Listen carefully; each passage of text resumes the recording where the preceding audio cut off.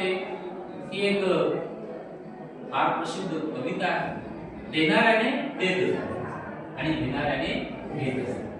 पुढे असं कविता म्हणते की हिरव्या पिवळ्या डोंगरांकडून हिरवी पिवळी शाल घ्यावी, हिरव्या पिवळ्या डोंगरांकडून हिरवी पिवळी शाल घ्यावी आणि सह्याद्रीच्या कड्याकडून लढण्यासाठी ढाल घ्यावी, सह्याद्रीच्या कड्याकडून लढण्यासाठी ढाल घ्यावी. वेड्या वाकड्या ढगांकडून वेडे वाकडे आकार घ्यावेत, वेड्या वाकड्या ढगांकडून वेडे वाकडे आकार घ्यावेत आणि आपल्या मनातील प्रश्नासाठी मातीतून हुंकार घ्यावे, आपल्या मनातील प्रश्नासाठी मातीतून हुंकार घ्यावे. उसळणाऱ्या दर्याकडून फेसाळणारी आयाळ घ्यावी, उसळणाऱ्या दर्याकडून फेसाळणारी आयाळ घ्यावी आणि कधीतरी शांत वाहणाऱ्या भूमीकडून तुकोबाची माळ घ्यावी, शांत वाहणाऱ्या भूमीकडून तुकोबाची माळ घ्यावी.